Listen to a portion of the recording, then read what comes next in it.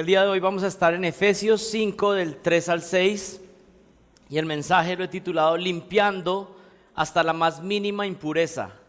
Limpiando hasta la más mínima impureza. Y quisiera comenzar con una pregunta. ¿Por qué es que algunas personas que asisten a iglesias no avanzan? Porque es que muchos que asisten a iglesias cristianas no son movidos a la santificación. Porque hay personas que parece que no maduraran, que están recibiendo conocimiento, pero no hay un crecimiento espiritual, no hay madurez, no hay santificación. Porque hay personas que dicen que tienen la sana doctrina, pero no viven la vida en abundancia que Jesucristo promete en Juan 10:10. ¿Cuál es la respuesta? ¿Por qué sucede eso? Porque puede haber personas que están recibiendo conocimiento, pero eso no se está viendo reflejado en sus vidas. Tal vez es una pregunta que usted se hace de alguien más, pero en el caso más aterrador es la pregunta que usted se hace de usted mismo. Porque parece que no estoy avanzando, porque parece que no hay más santificación, más similitud con Jesucristo. Yo creo que hay varias respuestas para esas preguntas, pero estoy convencido que hay un factor fundamental. El factor fundamental es que hay personas que tienen mucha información en sus cabezas, en sus mentes, pero esa información todavía no ha transformado su corazón. Hay personas que tienen información en sus mentes, pero la respuesta concreta es esta: sus afectos aún no han sido movidos. Y hay una gran diferencia entre entender muchas cosas de Dios, comprender muchas cosas intelectualmente de Dios, y que mis afectos más profundos sean movidos por Dios mismo. Yo creo que hay personas que conocen de Jesús, pero no aman a Jesús. Y ahí está el centro del problema. A veces no es más necesidad de información, a veces no es más necesidad de conocimiento, sino que ese conocimiento penetre al corazón. Los afectos religiosos son necesarios para poder ser movidos a la acción. Y esa fue la conclusión de un teólogo, uno de los teólogos más grandes de Estados Unidos de todos los tiempos, Jonathan Edwards. Él decía que Dios nos creó para ser movidos, para hacer algo a través de los afectos. ¿Qué quiere decir eso? Que cuando los afectos son movidos, es que el ser humano se mueve a hacer algo. Y los afectos son eso que mueve la voluntad interna. Y miren, pueden haber afectos malos y afectos buenos, pero finalmente este mundo y nosotros nos movemos realmente por lo que nos afecta profundamente. No solo por lo que entendemos o por lo que creemos, sino que nos movemos por lo que nos afecta la voluntad. Miren cómo lo decía Jonathan Edwards: los afectos son en gran medida la fuente de las acciones. Los seres humanos son muy inactivos a menos que haya un afecto. Por ejemplo, alguien es movido a hacer algo si tiene odio o si tiene amor. Son los afectos profundos lo que lleva a la acción finalmente. Alguien se mueve si tiene esperanza. Alguien se mueve a hacer algo si tiene miedo o cualquier otro afecto. Los afectos del hombre son impulsos de movimiento. Miren cómo decía Jonathan Edwards: quita del mundo el amor, el odio, la esperanza, el temor, la ira, los celos, el deseo afectuoso, y el mundo en gran medida será un mundo inmóvil y muerto. Los afectos son realmente lo que lleva a la acción. Y tal vez no meditamos tanto en esto, pero necesitamos entender que no solo necesito conocimiento. Por supuesto necesito entender bien, necesito comprender bien, pero que esa comprensión correcta de la sana doctrina entonces mueva mis afectos profundos y eso me lleve a la acción. Alguien que está seguramente sentado acá, no lo sé, me escribió ayer por WhatsApp preguntándome lo siguiente y me decía: ¿cómo puedo yo vivir de tal forma que pueda experimentar todo aquello que he aprendido? Se está preguntando justamente esto de lo que estamos hablando. ¿Cómo es que todo esto que estoy aprendiendo entonces lo puedo vivir? Bueno, es posible que esta persona y muchos que estén acá sean hombres que han entendido intelectualmente muchas cosas, pero sus afectos no han sido movidos. que han aprendido muchas cosas en su cabeza, pero todavía no ha traspasado al corazón. ¿Saben cuál es la clave de la santificación? Afectos profundos por Dios. Un reemplazo de afectos. No solamente un reemplazo de conocimiento. No solamente se trata de conocer nueva información, de entender nuevos datos acerca de Dios. Los datos te pueden hacer que ahora sepas cómo contestar mejor en una conversación. Los datos tal vez te pueden hacer ahora pensar que sabes más que tus familiares que asisten a un mal lugar o que están en una secta. Los datos te pueden dar eso. Y por supuesto que son la puerta de entrada para que los afectos se muevan. Pero información solamente no nos mueve a la santificación verdadera. Has aprendido y tienes mucho en la cabeza, pero todavía no ha traspasado al corazón. ¿Saben qué sucede? Que no basta con conocimiento de Dios, necesito enamorarme de Dios para cambiar. Conocer a Dios y ver su belleza y estar tan cautivado por lo que Él es, que ahora empiezo a amar profundamente a Él, pero también lo que Él demanda. Y lo que Él dice en su ley, entonces se convierte en mi delicia. Y lo que Él detesta, se convierte en algo que yo también detesto en mi vida. Empiezo a ver la ley de Jehová y entonces digo, eso es bueno, eso es deseable. Y aunque no puedo cumplirla perfectamente por mi pecado, si es algo que deseo, porque a Él es a quien amo y lo que Él dice es lo que yo también amo. Y cuando Él dice que algo es pecado y lo veo en mi vida, entonces lo detesto, porque mi Dios lo detesta y yo no le quiero defraudar a Él. No solamente es una cuestión externa, donde quiero hacer algunos cambios externos para mostrar que ahora soy cristiano, que ahora asisto a una iglesia cristiana. No, se trata de unos afectos profundos porque amo a Dios y amo lo que Él dice. Ese es el verdadero fondo de la santificación. Ese es el verdadero fondo de la transformación de una persona.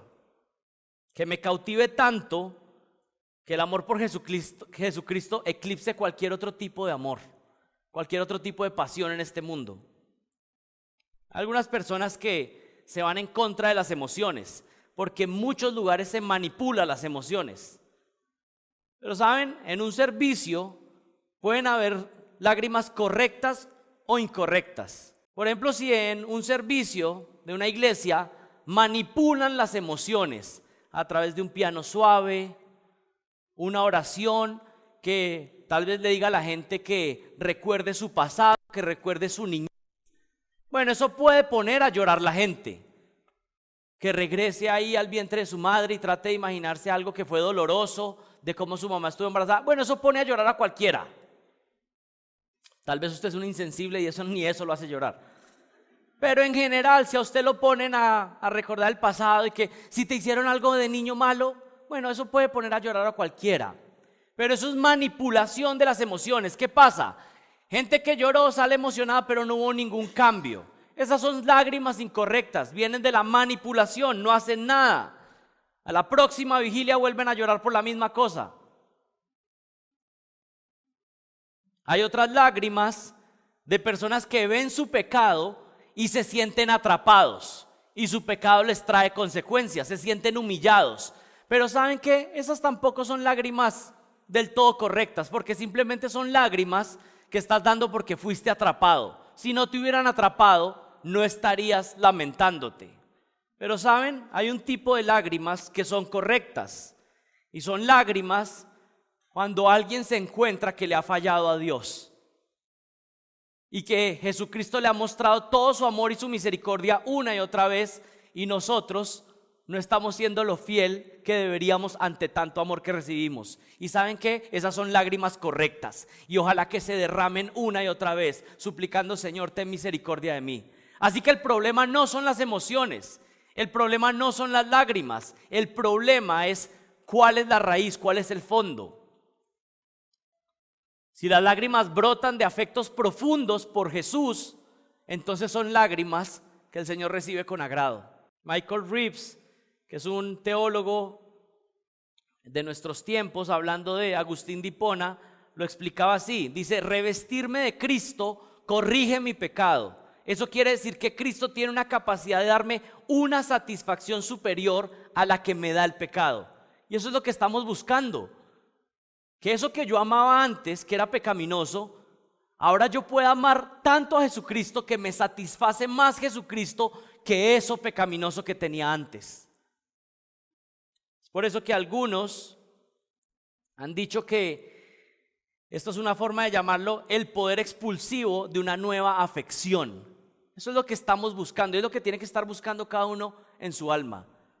Yo quiero tener unos nuevos afectos, quiero amar nuevas cosas, amar a Jesucristo y su palabra y empezar a detestar mi pecado en mi vida. Miren cómo lo dijo Agustín: lo que una vez temía perder, ahora es un gozo abandonarlo. Lo repito, lo que una vez temía perder, ahora es un gozo abandonarlo. ¿Esa no es la realidad de todos aquellos que estamos en Cristo ahora? Antes eso temía perderlo, hoy es un gozo abandonarlo, porque amo a Jesucristo. Antes amaba más el pecado. Ese es el poder expulsivo de una nueva afección. Es pasar de amar y tener un afecto por tu pecado y empezar a amar profundamente a Cristo. Y ahí es cuando el cambio sucede. ¿Saben qué pasa ahí? De esta forma no solo abandonamos el pecado porque sabemos que es malo intelectualmente, sino que abandonamos el pecado porque amamos lo que Dios ama y detestamos lo que Dios detesta. Y tengo una pregunta para ustedes. ¿Cómo están sus afectos hoy? ¿Qué es lo que ustedes están amando? ¿Qué es lo que más están amando?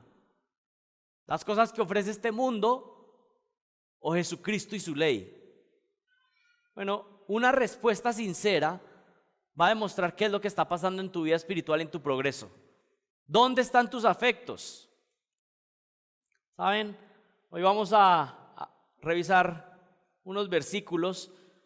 Yo creía que era necesario poner esto de base y tener una oración sincera en este momento, suplicando al Señor: Señor, cambia lo más profundo de mis afectos para amarte a ti y detestar lo que ofrece este mundo pecaminoso. Así que les animo a que juntos oremos y supliquemos por nosotros mismos, pero unos por otros. Señor, haz lo que solamente tú puedes hacer, que es cambiar mis afectos desde adentro. Padre, venimos delante de ti como una iglesia que quiere adorarte, que quiere servirte con fidelidad. Pero en esa batalla, Señor, nos damos cuenta de nuestra propia realidad, de nuestra propia pecaminosidad. Señor, de que cuando deberíamos estar anhelando sumergirnos en tu palabra, realmente a veces nuestros afectos internos desean otras cosas. Que aunque deberíamos pasar más tiempo en oración, a veces nuestra carne gana la batalla. Padre Santo, tú nos has pasado de muerte a vida y hoy te suplicamos que continúes haciendo la obra de santificación en nosotros. Y suplicamos esto con toda confianza porque tú prometiste que si tú comenzabas una obra, tú la perfeccionarías. Así que te suplicamos que cumplas tu promesa en nosotros. Padre, a través de tu Espíritu y poniendo la mirada en Jesucristo, cambia los afectos más profundos de nuestro corazón. Cambia las motivaciones. Cámbianos desde adentro, por favor. Salva almas y santifica a tu pueblo. Haz lo que solamente tú puedes hacer. Te pedimos que cambiemos desde adentro, Señor, y eso solo lo puedes hacer tú. Ayúdanos, por favor. Límpianos de tanta impureza, de tanta maldad, de tantos rincones aún que hay en nuestra vida que necesitan ser limpiados. Ayúdanos a amar sinceramente como tú amas. Padre Santo, utiliza tu palabra y ayúdanos. Ayúdanos, Señor. Amén. Miren lo que dice Efesios capítulo 5, del versículo 3 al versículo 6. Pero que la inmoralidad y toda impureza o avaricia ni siquiera se mencione entre vosotros como corresponde a santos, ni obscenidades, ni necedades, ni groserías que no son apropiadas, sino más bien acciones de gracias, porque con certeza sabéis esto, que ningún inmoral, impuro o avaro que es idólatra tiene herencia en el reino de Cristo y de Dios. Que nadie os engañe con palabras vanas, pues por causa de estas cosas la ira de Dios viene sobre los hijos de desobediencia. ¿Qué es lo que está diciendo Pablo acá? Nos está dando una lista de diferentes cosas, de maldades, de impurezas que aún permanecen en la vida de los creyentes y que tenemos que eliminar por completo, que pueden estar presentes por el pecado remanente, pero Pablo exhorta y dice: todo esto tiene que ser eliminado por completo, tiene que ir siendo mortificado, acabado en sus vidas. Tan fuerte es la exhortación de Pablo que dice: miren, esto no puede ser compatible con la vida de ustedes, tan así que ni siquiera son cosas para conversar acerca de eso. Tan lejos tienen que estar de estas prácticas que ni siquiera en las conversaciones pueden aparecer. Es una exhortación fuerte. Y Pablo ya ha venido hablando de varias áreas en nuestra vida como hijos adoptados que necesitamos reemplazar. Miren el capítulo 4, versículo 25. El hombre y la mujer de Dios deben dejar de hablar mentiras y hablar siempre la verdad. En el 4:26, el hombre y la mujer de Dios deben dejar la ira pecaminosa en su vida. Miren el versículo 28 en el capítulo 4. El hombre y la mujer de Dios deben dejar toda práctica deshonesta y trabajar para ser generosos. En el capítulo 4, versículo 29 y 32, el hombre y la mujer de Dios deben transformar completamente su forma de hablar, la manera en cómo nos comunicamos, que sea siempre de edificación. Eso es lo que llamamos santificación progresiva. Irnos pareciendo paulatinamente más al Señor Jesucristo, en todo, en cómo trabajamos, en cómo hablamos, en cómo vivimos. Ser imitadores de Dios, como dice Efesios capítulo 5, versículo 1, ser imitadores de Él, imitando al Señor Jesucristo, que es la imagen del Dios invisible. Así que todos los que han pasado de muerte a vida, que son adoptados como hijos, ahora están llamados a un cambio profundo en sus vidas, a ser transformados. Y aquí Pablo nos muestra 6 corrupciones o suciedades en nuestra vida que deben ser limpiadas. Esto es algo que corresponde a todos aquellos que realmente pertenecen al reino de Dios. Es decir, son cosas que usted y yo tenemos que limpiar en nuestra vida porque decimos que vamos camino al reino de Dios. Él está diciendo: los que no están limpios de estas cosas, los que no están purificándose de estas cosas, entonces están dando muestra que no pertenecen al reino de los cielos. Pero ¿saben qué? También nos da las consecuencias de aquellos que no se limpian de estas cosas y que practican estas cosas. Comencemos con el primer punto: maldades que debes limpiar en tu vida. Maldades que debes limpiar en tu vida. Miren el versículo 3. Pero que la inmoralidad y toda impureza o avaricia ni siquiera se mencionen entre vosotros, como corresponde a los santos, ni obscenidades, ni necedades, ni groserías que no son apropiadas, sino más bien que acciones de gracias. ¿Cuál es la primera maldad que tienes que limpiar de tu vida? La inmoralidad sexual. Y este es un elemento fundamental en la vida de una persona que realmente quiere crecer, madurar en la vida cristiana. Es una limpieza total en el área sexual. Debes eliminar, matar el pecado sexual en tu vida. Miren lo que dice ahí: pero la inmoralidad. ¿Cuál es la primera maldad a limpiar en tu vida? Inmoralidad sexual. Aquí el término en griego es porneia. Creo que ustedes pueden de ahí empezar a concluir que hay palabras que vienen de esa palabra. ¿Y qué significa porneia en griego? Originalmente significa inmoralidad sexual.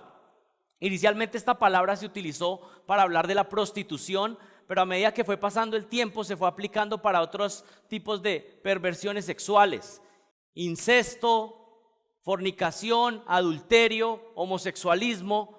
Y esta palabra encadena todo lo que tiene que ver con inmoralidad sexual. Inicialmente comienza con prostitución, pero a medida que pasa el tiempo, esta palabra siempre ha cobijado lo que sean pecados sexuales, inmoralidades sexuales. Ustedes pueden entender eso aún hoy en día. De ahí tenemos la palabra pornografía en nuestros días. Pero ¿cuál es el punto de esta palabra? Inmoralidad sexual es la práctica en la que una persona que no tiene dominio propio da rienda suelta a sus apetitos sexuales. Es una persona que es sensual en su manera de vivir, el que practica la inmoralidad sexual. Es decir, se deja gobernar por lo que las sensaciones de su cuerpo le piden y no pone ninguna restricción. Esto que voy a decir puede sonar un poco fuerte, pero personas que practican estos pecados y tienen como estilo de vida este pecado, lo que tienen es que actúan muchas veces más como un animal en celo que como un ser humano. ¿Cuál es el punto acá? Es una persona que es dirigida por el egoísmo, especialmente en el área sexual. ¿Cuál es el siguiente término? Miren ahí el versículo 3. Pero que la inmoralidad y toda impureza. Aquí el siguiente término que Pablo usa es impureza, que significa suciedad, inmundicia, infección, algo que está contaminado. Y por supuesto esto tiene connotaciones espirituales. Ustedes saben que en el Antiguo Testamento, cuando estaba el templo o el tabernáculo, tanto el templo, el tabernáculo y los objetos que estaban dentro eran objetos santos, pero podían ser contaminados si no se les daba el uso adecuado. ¿Y cuál era el punto? Que había unos objetos que eran utilizados para el servicio santo de Dios, pero si eran contaminados, entonces ya no podían ser usados para el servicio de Dios. Y esto no solamente sucede con objetos o con el templo, sino que sucedía con el pueblo de Dios, que era un pueblo santo y apartado, pero cuando se contaminaba, quedaba inútil para el servicio. Esta es la idea aquí de impureza, de suciedad. Algo que había sido llamado para ser santo se contaminaba y al contaminarse quedaba completamente inútil para el servicio. Y esto tiene implicaciones para nosotros hoy en día, porque Pablo está diciendo, límpiate de toda impureza. Límpiate de toda impureza. Debido a la contaminación, al no seguir la ley de Dios, los objetos o personas quedaban impuros, contaminados espiritualmente. Y ese es el trasfondo de esta palabra, el término impureza. Algo que fue reservado para ser santo se contamina y por consiguiente entonces queda inútil para el servicio sagrado. Por el contexto podemos pensar que Pablo está pensando también en impurezas sexuales. Sin embargo, este término impureza se refiere a cualquier pecado que puede contaminar al ser humano. Cualquier tipo de impureza que nos dañe, necesitamos alejarnos. El pecado tiene la capacidad de ensuciarnos, dañarnos. Y saben, hay una aplicación conectada con esto de los objetos del templo. Cuando estamos sucios y contaminados, cada vez vamos siendo más inútiles para el servicio del Señor. Es evidente, es lo que dice la Biblia. Queremos ser limpios para poder ser más útiles. No porque lo ganamos por nuestros méritos, pero por supuesto un objeto, un vaso sucio, no puede ser tan utilizado como un vaso limpio. La Biblia enfatiza eso en múltiples lugares. ¿Saben qué está haciendo Pablo acá? Un llamado serio a no dejar ningún rincón de nuestra vida con alguna impureza. Por pequeña que parezca, por insignificante que consideres, Dios nos ha salvado y quiere absolutamente todo de nosotros y quiere limpiarnos en cada una de nuestras áreas en nuestra vida. Vayan a 1 Corintios capítulo 6. 1 Corintios 6, porque hace un énfasis claro, similar al que está dando aquí en Efesios Pablo. 1 Corintios 6, 17. Pero el que se une al Señor es un espíritu con Él. Huid de la fornicación. Todos los demás pecados que un hombre comete están fuera del cuerpo, pero el fornicario peca contra su propio cuerpo. ¿O no sabéis que vuestro cuerpo es templo del Espíritu Santo que está en vosotros, el cual tenéis de Dios y que no sois vuestros? Pues por precio habéis sido comprados. Por tanto, glorificad a Dios en vuestro cuerpo y en vuestro espíritu, los cuales son de Dios.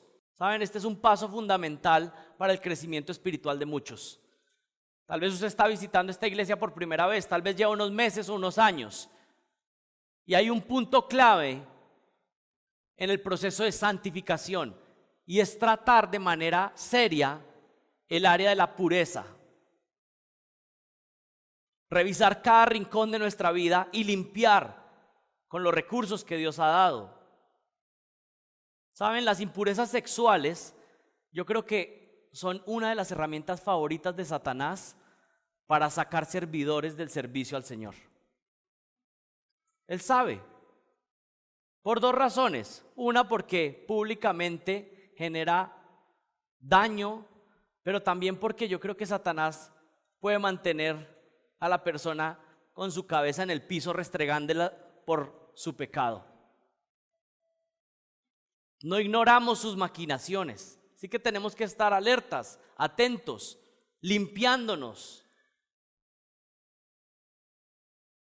Miren, si Dios está llamando la atención a algo en particular en tu vida, acerca de la inmoralidad sexual, alguna impureza con actos, con pensamientos, con palabras, con miradas, entonces no lo dejes como una cosa menor, sino que estás suplicando: Señor, necesito ser limpio, por favor, interven en mi vida, límpiame. Pídanle al Señor: cambia mis afectos, que haya un amor mucho más grande por ti que este amor o esta pasión que se está queriendo mover hacia algo que te desagrada. Pero saben, al mismo tiempo quiero decirles algo, y es la forma de poder luchar realmente contra estos afectos profundos que son malvados. Y saben que yo creo que es imposible hacerlo sin el poder del Evangelio. Y quiero ser muy claro, hay personas que, posiblemente la mayoría, que han cometido todo tipo de pecados de inmoralidad sexual, de cualquier clase, lo más sucio que se les pueda ocurrir. ¿Saben qué? La sangre de Jesucristo es suficiente para dejarte completamente limpio. Y es cuando una persona puede ver que ha sido completamente pecaminoso delante de Dios, pero la obra de Jesucristo fue tan grande, tan perfecta, tan purificadora, que ¿saben qué pasa? Esa persona se puede convertir ahora en un completo amante de Dios y querer cambiar su vida por el poder del Evangelio. Porque al que mucho se le perdona, entonces mucho ama. Y por eso hay muchos que hemos sido tremendos pecadores y nos sentimos tan perdonados y podemos decir: Señor, te amo, porque Él ha perdonado muchísimo. Así que si hay alguien que ha cometido cualquier tipo de pecado de inmoralidad sexual, sepa que puede ser perdonado, sepa que puede ser limpio por la obra y la sangre de Jesucristo. Miren, ¿saben qué hizo el Señor Jesús? Siendo Dios, descendió y toda su vida, en su niñez, en su adolescencia, en su juventud y en su adultez, el Señor Jesucristo jamás cometió ni una sola inmoralidad sexual. Piensen esto: ni un solo mal pensamiento, ni una sola mala mirada, ni una sola cosa pequeña que pudiera tener una duda de inmoralidad sexual. Una vida completamente pura y perfecta, completamente. Ahora, ¿por qué les estoy diciendo eso? Porque si usted es una persona que se arrepiente de su inmoralidad sexual y pone su fe completamente en Jesucristo, ¿saben qué sucede? La vida perfecta de Jesucristo ahora está puesta en su lugar. Y si usted está en Jesucristo completamente limpio, entonces el Padre lo ve a usted como si usted hubiera llevado la vida sexual que llevó Jesucristo, completamente limpia. ¿Y saben qué? Eso es gracia absoluta. Y eso es lo que cautiva el corazón. Y eso es lo que ahora entonces digo: si yo he recibido esa clase de perdón, entonces claro que quiero vivir en pureza, porque Él ha hecho eso por mí, me ha limpiado, me ha perdonado. Ese es el poder de afectos cambiados, pero necesito conocer más lo que Él ha hecho. Si tú estás en Cristo, el Padre te ve como si hubieras vivido la vida sexual de Jesús, y por eso con gusto te deja entrar a su reino. Pero ¿saben qué? No solamente eso. Él obedeció, pero Él también fue a la cruz por tu maldad. Y muchos han lastimado su cuerpo y su alma. Pero ¿saben qué? En la cruz, la sangre de Jesucristo es una medicina profunda para sanarnos, para limpiarnos. Es posible que algunos de acá han sido lastimados, que fueron abusados. ¿Sabes qué? Si eso te pasó a ti alguna vez, hoy deja eso a los pies de la cruz de Jesucristo y descansa, porque Él te limpia completamente. Puede ser que has caído en inmoralidad, impureza con tus ojos. Hoy puedes decir no más. Deja eso a los pies de la cruz de Cristo y Él te da la fuerza. Posible que algunos han caído en fornicación, en adulterio. Es posible que alguno que esté sentado acá está empezando a hablar con un hombre o con una mujer que no es su esposo o su esposa. ¿Saben qué? Hoy puedes parar y decir no más y dejar tu pecado a los pies de la cruz de Cristo. Tal vez hay alguien que está aquí, que asiste al colegio o que asiste a la universidad y comenzó una relación con un joven o una joven y se ha convertido poco a poco en algo que es una esclavitud sexual. A ese joven o a esa joven le digo, puedes recibir perdón. Apártate del pecado, pon la fe en Jesucristo. Deja eso a los pies de la cruz de Cristo y puedes ser perdonado. ¿Y saben qué es lo más hermoso del Evangelio? Que Jesucristo no solamente perdona, sino que te dice, además te voy a ayudar a luchar contra tu pecado. Porque si comenzamos nuestros pecados, Él es fiel y justo para perdonarnos y limpiarnos de toda maldad. Así que la promesa de Cristo no solamente es perdonarme, sino que me dice, ahora yo te ayudo a luchar contra tu pecado. Tal vez tú estás viviendo en unión libre, fornicando. Tal vez cometiste un aborto hace unos años. Confiesa el pecado, abandona el pecado, déjalo a los pies de la cruz de Cristo. Tal vez algunos de acá han practicado homosexualismo. ¿Saben qué? Ven a Cristo, que a Jesucristo le encanta salvar pecadores. Confiesa tu pecado y Él está listo para perdonar. Algunos piensan, no, ¿cómo me voy a acercar? Estoy tan mal con mi pecado, ¿cómo me voy a acercar? Pero más bien Dios está listo, con los brazos abiertos, listo. Ven, confiesa tu pecado y estoy listo para ofrecerte gracia y perdón. La lucha por la pureza sexual es una lucha personal, pero saben, no van a poder avanzar ni un centímetro si no lo hacen por los medios que Jesucristo da, por medio de su evangelio, por medio de su poder. ¿Y saben cuál es el poder que está disponible para luchar? El mismo poder que resucitó a Jesucristo entre los muertos. Así que sí puedes, pero de la mano del Señor. Debemos limpiar hasta el rincón más escondido de nuestra vida por amor y descansando en Él. Miren la siguiente impureza ahí en Efesios. Avaricia. ¿Saben qué significa avaricia? Literalmente el deseo de más y más. El deseo de más y más. Es una manifestación de egoísmo elevado. La avaricia es codicia por más y más. ¿Y cómo se puede ver la avaricia? Avaricia por más poder, avaricia por más posesiones o dinero, o avaricia por sexo prohibido. Es posible que Pablo tuviera en mente Deuteronomio 5:21, no codiciarás la mujer de tu prójimo. Así que puede haber una avaricia, un deseo de algo que no es mío. Puede ser con dinero, con poder, o puede ser con sexo ilícito. ¿Saben cómo es la codicia? Es como una sanguijuela que no se llena, que desea más y más. La codicia, si no se trata, es insaciable. No basta con lo que Dios da, no basta con el poder actual, no basta con el dinero actual, no basta con el sexo que tienes actualmente.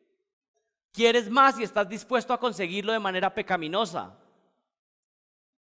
La Biblia dice que la avaricia es idolatría. Miren Efesios capítulo 5, versículo 5. Porque con certeza sabéis esto, que ningún inmoral, impuro o avaro, que es idólatra. La Biblia constantemente dice que la idolatría es, que la avaricia es idolatría. ¿Por qué? Porque está poniendo en el lugar de Dios algo más. Puede ser el poder, puede ser el dinero, puede ser sexo ilícito.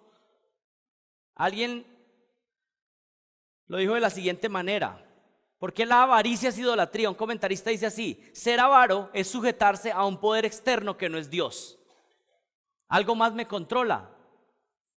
Y por eso el Señor Jesucristo en Mateo 6:24 dijo: nadie puede servir a dos señores, porque aborrecerá a uno y amará al otro, o se apegará a uno y despreciará al otro. No puedes servir a Dios y a las riquezas. Si algo más se convierte en tu Dios, entonces eso es idolatría. Y por eso la avaricia es idolatría.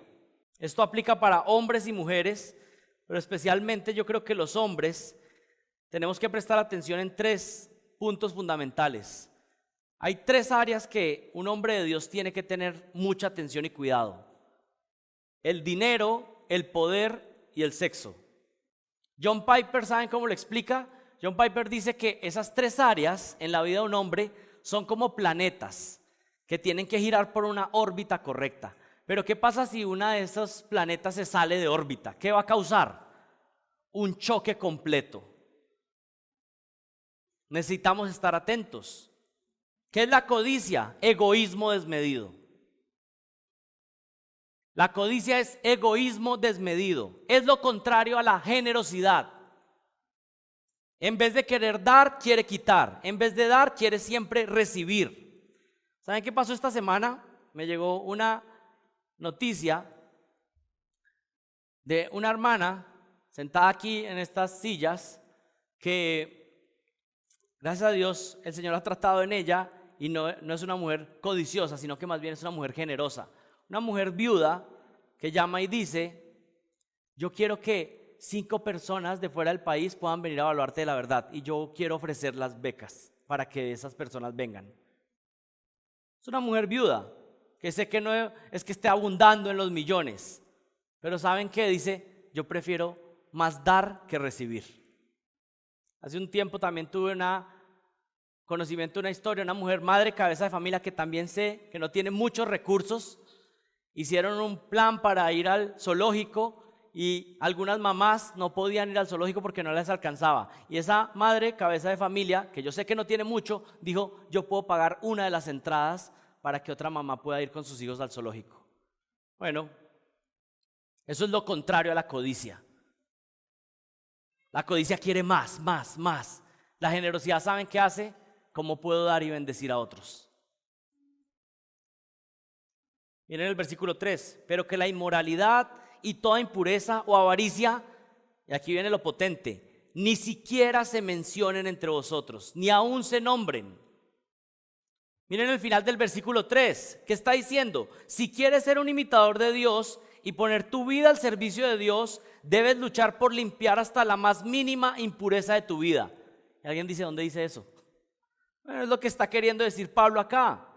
Está diciendo: estas impurezas son tan dañinas, son tan perversas en tu corazón, que te tienes que alejar completamente. Tanto te tienes que alejar que ni siquiera salgan en tus conversaciones. O sea, ni siquiera está diciendo no las practiquen. No está diciendo no practiquen la inmoralidad. Está diciendo ni siquiera las mencionen.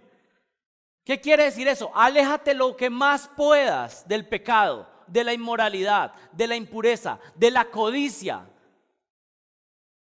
No solo no las practiques, sino que aléjate lo más posible. Y por supuesto aquí no está diciendo que no se nombre en el sentido de no poder hablar y condenarlas. Miren lo que dice el versículo 11 en el capítulo 5. Y no participéis de las obras estériles de las tinieblas, sino que más bien ¿qué? Desenmascáralas. Porque es vergonzoso aún hablar de las cosas que ellos hacen en secreto, pero todas las cosas se hacen visibles cuando son expuestas por la luz, pues todo lo que se hace visible es luz. Así que no está hablando de no condenarlas, de no decirlas, pero está diciendo que del contenido de este tipo de prácticas, esa no debe ser la conversación, ni siquiera tiene que surgir. A veces cuando yo tengo que aconsejar y a veces hay involucrados pecados sexuales, pues necesito saber lo general, no necesito los detalles, no necesito, porque esto ni siquiera debe ser nombrado entre creyentes. Cuidado con lo que hablamos, con lo que escuchamos, con la manera en que nos referimos a los asuntos. ¿Cuál es el punto aquí? Si quieres vivir en santidad, tomarás medidas radicales para alejarte del pecado. Cuando Pablo dice ni aún se nombre o que ni se mencione, está diciendo que te apartarás de estos pecados, que ni siquiera los mencionarás en tus conversaciones. ¿Qué quiere decir esto? No vas a estar jugueteando. Imagínese que usted está bañado en gasolina y hay una fogata prendida. ¿Saben cómo actúan muchos cristianos con el pecado? Están con un palito. ¿Hasta dónde puedo jugar? ¿Hasta dónde me puedo acercar? Pastor, ¿hasta dónde puedo llegar con ella? Ya si estás haciendo esa pregunta, ¿sabes qué? Estás encendido ya. El que quiere vivir en santidad no pregunta ¿hasta dónde? ¿Hasta dónde puedo ser turbio ahí con ese negocio? ¿Hasta dónde puedo llegar con esta mujer que no es mi esposa? El que quiere vivir en santidad no dice hasta dónde. El que quiere vivir en santidad se aleja y ni aún en sus conversaciones lo menciona. El que quiere vivir en santidad lo hace para el Señor porque sus afectos son transformados. No está jugando hasta ver hasta dónde externamente se ve correcto. ¿Qué más dice ahí? Como corresponde a los santos. Como corresponde a los santos. ¿Qué significa eso? Quiere decir que esto es lo que encaja en la vida de un creyente. Vivir de una manera contraria a estas prácticas. Este tipo de prácticas no son compatibles con personas que han sido apartadas, que son santos para los propósitos de Dios. Miren el versículo 4, ni obscenidades, ni obscenidades. Esto se refiere a todo tipo de conversación vergonzosa, insolente, con falta de honor, un vocabulario inmundo o indecente. Creo que en Reina Valera habla de palabras deshonestas, palabras que no son correctas, adecuadas.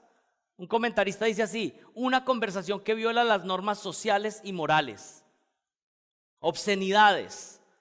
Dice, no solo no las practiques, ni siquiera hables de esa manera. Eso no corresponde a una persona que dice ser un representante de Cristo. Ya nos ha dicho cómo tenemos que hablar. ¿Qué más dice? La quinta, necedades. Necedades. Es similar a la anterior, pero enfatiza más la idea de palabras vanas, necias, faltas de sabiduría. Me encantó una definición que encontré en un lexicón del Nuevo Testamento, se las leo. Dice, esta es una conversación aturdida, loca, desordenada, llena de estupideces y disparates. Está diciendo, si tú eres parte del Señor, deja de tener este tipo de conversaciones. Locas, desordenadas, llenas de estupideces y disparates. Una conversación tan inútil que llega a ser insípida y completamente inútil. No sirve para nada. Yo creo que todos podemos parar y decir como, Señor, ayúdanos para no hablar de esta manera. Otra más, groserías. Y aquí principalmente está hablando de bromas groseras, comentarios subidos de tono, una conversación que es vulgar. En Reina Valera dice truanerías. Este tipo de conversaciones son groseras y comúnmente caracterizan personas llenas de orgullo que se creen más de lo que son y utilizan el humor para querer aplastar a otros o jactarse. Comúnmente son conversaciones que son llenas de contenido de doble sentido. Creo que todos conocemos eso. La radio está llena de eso, la televisión está llena de eso, pero a veces entre varios puede surgir eso. Comentarios de doble sentido. El pastor MacArthur lo explicó de una manera clara. Miren lo que dijo MacArthur. Alude a la idea de convertir con rapidez cualquier cosa que se dice o se hace, sin importar cuán inocente sea en sí misma, en algo obsceno y sugestivo. Es este tipo de personas que pueden convertir cualquier cosa que era puro, limpio, pero inmediatamente le pueden dar una vuelta para que sea algo obsceno y pervertido. Y comúnmente con el humor. Es el lenguaje sucio de una persona que utiliza toda palabra y circunstancia para ostentar su astucia y su humor en el campo de la inmoralidad. Pablo sigue insistiendo en la forma en cómo hablamos, recordando lo que vimos en Efesios 4, 29 al 30, que podemos contristar al Espíritu Santo con nuestras palabras. Miren cómo termina el capítulo 4, el versículo 4. Ni obscenidades, ni necedades, ni groserías que no son apropiadas, sino más bien acciones de gracias. Y lo que Pablo está diciendo es que hay palabras que simplemente no encajan, que no son apropiadas. Pero luego dice que más bien tenemos que hablar con acciones de gracias. Pero alguien se preguntará, ¿por qué acciones de gracias? ¿Eso es lo contrario a las impurezas? Bueno, sí, porque las personas que actúan de esta manera lo que tienen es una actitud egocéntrica, llena de sí mismo. No están pensando en los demás. Mientras que una persona que es humilde, constantemente lo que está brotando de su boca son ¿qué? acciones de gracias. Da gracias constantemente por todo. La persona humilde y centrada en los demás se caracteriza por palabras de gratitud, mientras que el egoísta siempre está insatisfecho, mientras que el humilde está agradecido. Una persona que está creciendo espiritualmente es alguien agradecido, mientras que una persona inmadura espiritualmente o un muerto espiritual, ¿saben qué? Se caracteriza por estar lleno de quejas. Ahora miremos finalmente las consecuencias. Las consecuencias en el versículo 5 y 6. Las consecuencias de no ser limpiado de estas maldades. Miren el versículo 5. Porque con certeza sabéis esto, que ningún inmoral, impuro o avaro que es idólatra tiene herencia en el reino de Cristo y de Dios. Que nadie os engañe con palabras vanas, pues por causa de estas cosas la ira de Dios viene sobre los hijos de desobediencia. ¿Saben? Esta es una advertencia seria. Ningún inmoral sexual, ningún impuro, ningún avaro podrá participar de la herencia que Jesucristo compartirá con los hijos de Dios por la eternidad. Similar a lo que vimos en 1 Corintios 6. Pero aquí tengo que hacer una claridad. Esto no significa que un verdadero creyente no puede caer eventualmente en uno de estos pecados. Pero lo que sí significa es que alguien que tiene como estilo de vida practicar estos pecados, entonces está dando muestra de que no pertenece al reino de los cielos.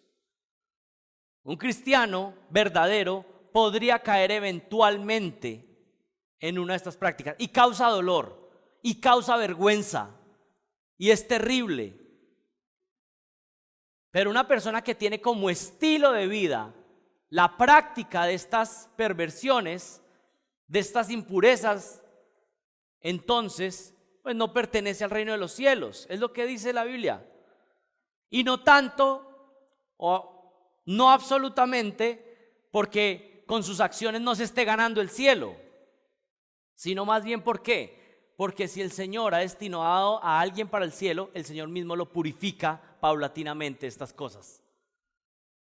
Así que si esta es la práctica habitual de alguien, el deporte de alguien, lo que alguien busca, entonces sabe que no va camino y dirección al cielo.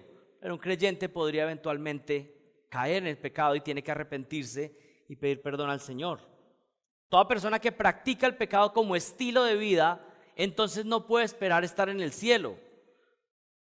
Miren lo que dice 1 Juan 3 del 8 al 9. El que practica el pecado es del diablo, porque el diablo peca desde el principio.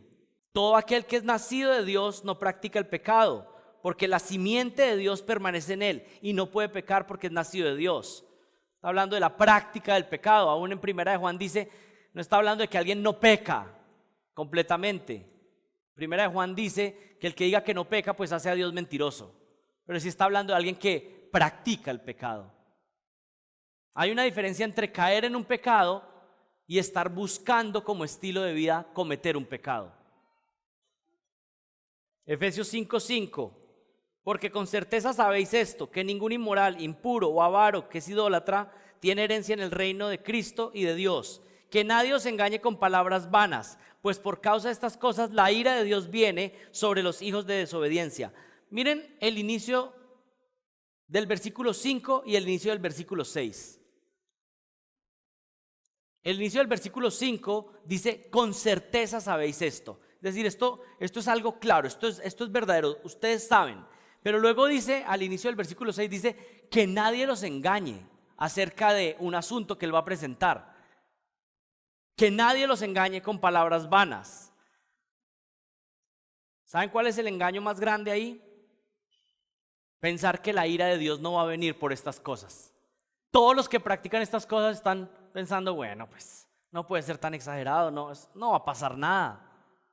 ¿Y saben qué dice Pablo? Ustedes con certeza saben que no es así. No se dejen engañar con palabras vanas. Pero hay algo muy interesante. ¿Quiénes son los falsos maestros más grandes del mundo? ¿Quiénes engañan con palabras vanas en este mundo? ¿Saben qué? No son principalmente los predicadores de iglesias falsas. Esos tienen encargado a un grupo de personas en el planeta Tierra. Pero no son los que tienen encargado al grupo más grande. ¿Saben quiénes son los más grandes falsos maestros los que engañan con palabras vanas. ¿Quiénes son los falsos maestros de mayor influencia en el planeta Tierra? ¿Saben quién son?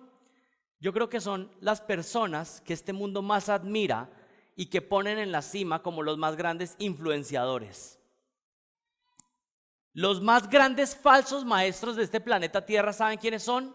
Son artistas, son cantantes, son políticos y son supuestos científicos que engañan a millones de personas, convenciendo al mundo de que Dios no va a juzgar, de que lo que están haciendo es correcto.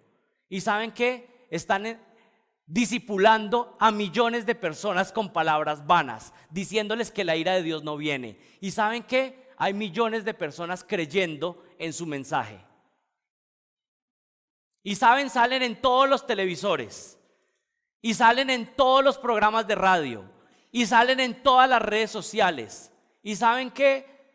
Su padre, que es Satanás, les está llenando de sus mentiras, y ellos están haciendo la tarea diligentemente, y no paran ni un solo día. ¿Y saben qué es lo más terrible? Que todos estos falsos que enseñan, que son falsos profetas, que enseñan a multitudes, yo creo que principalmente hoy en día están detrás de nuestros hijos. Y saben que ellos no paran ni un momento, porque Satanás no para de trabajar ni un solo día. Y saben que es muy triste que usted y yo como papás descansamos, nos relajamos un poquito, pero Satanás no para de trabajar.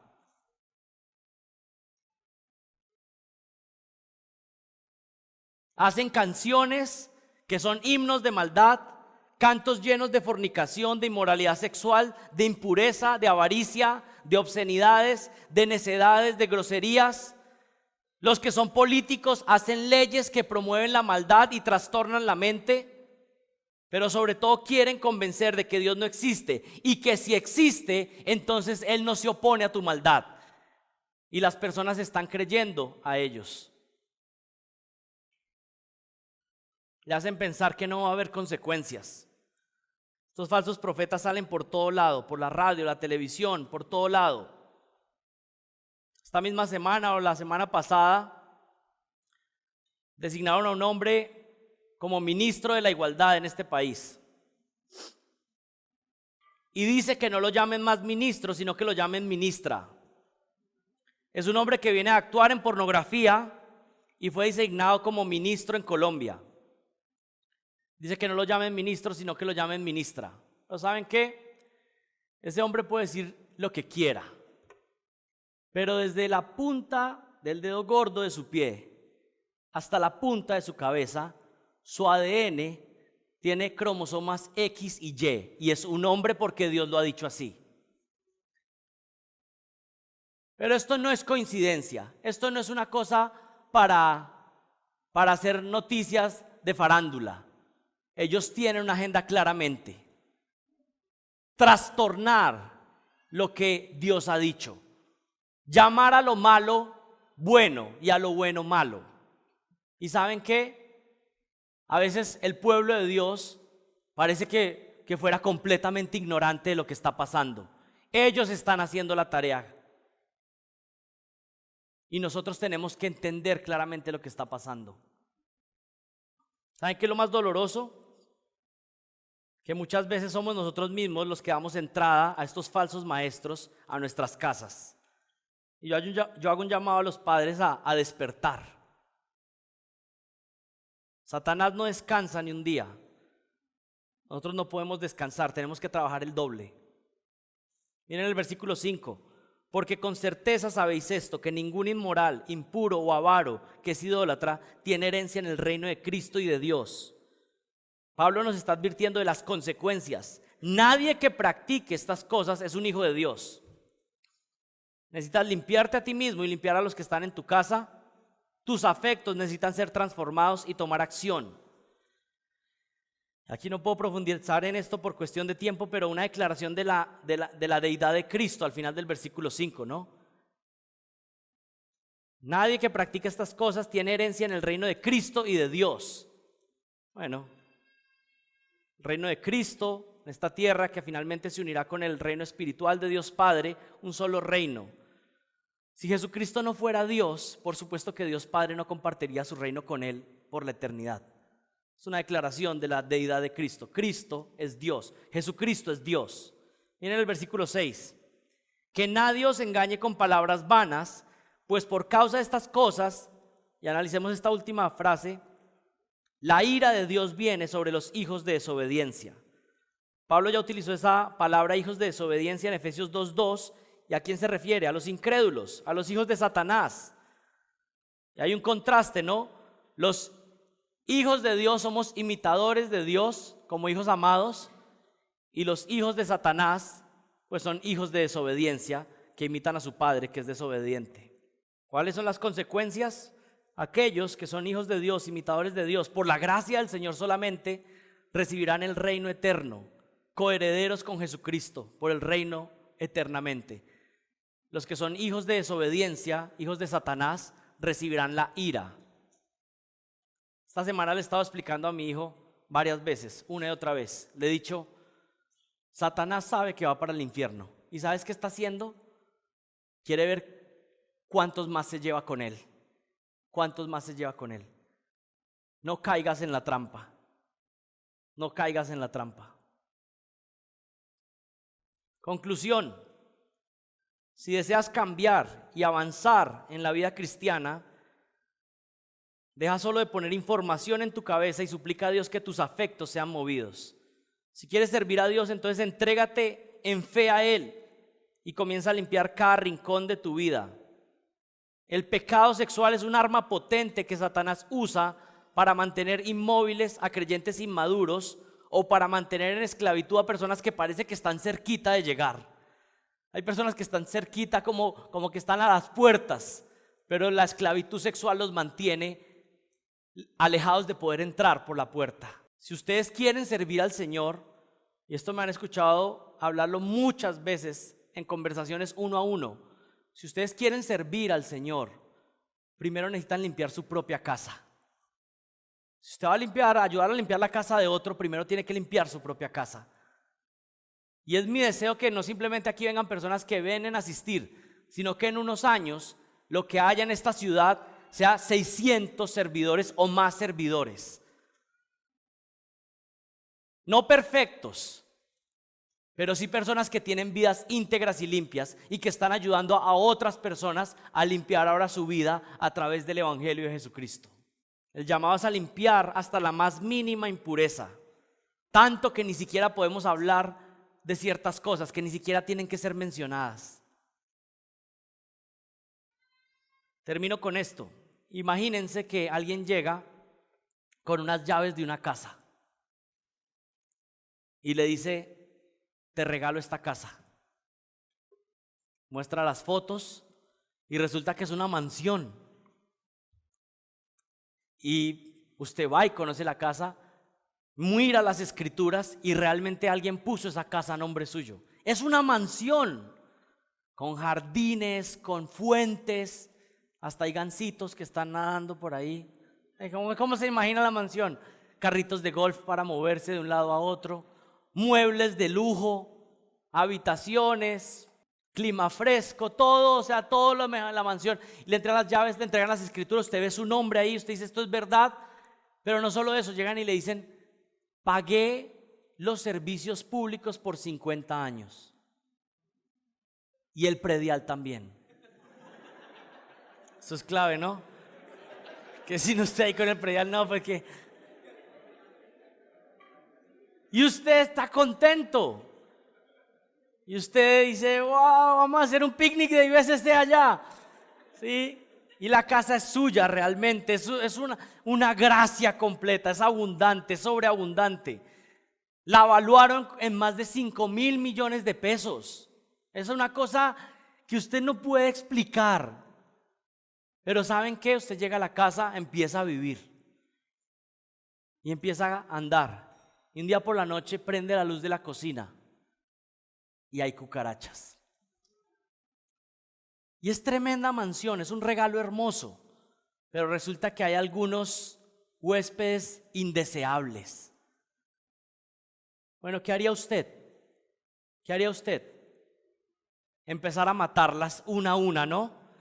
Y aunque uno sabe que detrás de esa pared hay una infestación, uno empieza como a matar como algunas pensando que eso va a hacer algo. Pero lo que va a hacer es que el tiempo que le quede de existencia, usted va a hacer todo para acabar con esa plaga en ese regalo hermoso que le dieron. ¿Saben qué? Algo similar sucede con la vida cristiana. Te han dado un regalo de gracia increíble, pero aún hay algo que se llama pecado remanente, que son algunas cucarachas que salen de vez en cuando y quieren hacer un nido. ¿Sabes qué? Mientras estés vivo, tienes que matar una a una para poder disfrutar bien de este regalo que el Señor nos ha dado de pura gracia. Pero mientras estemos esperando el regreso del Señor Jesucristo para estar en gloria, no podemos descansar, sino que tenemos que estar acabando poco a poco ese pecado remanente que hay en nosotros. Necesitamos limpiar cada una de las impurezas que hay en nuestra vida, por la gracia del Señor. Oremos. Padre, gracias por el regalo, porque lo que nos diste es mucho más grandioso que una mansión. Nos has dado una morada eterna en los cielos, que ni siquiera se compara con algo en este mundo. Te suplico que mientras nos queda aliento de vida, vengas por nosotros, nos dediquemos constantemente a purificar nuestras almas, a alejarnos de toda impureza en nuestra vida, a limpiar hasta el más mínimo rincón de nuestra vida, Señor. Y lo hacemos no pensando que de esa manera ganamos el premio, sino que lo hacemos porque ya tú nos has dado de gracia la salvación y ahora simplemente queremos vivir conforme a lo que tú demandas para nosotros. Ayúdanos a ser imitadores como hijos amados y ayúdanos por el poder de tu Espíritu Santo a limpiar hasta la más mínima impureza de nuestras vidas y que eso al final traiga gloria a tu nombre. Te pido esto en el nombre de Jesucristo. Amén.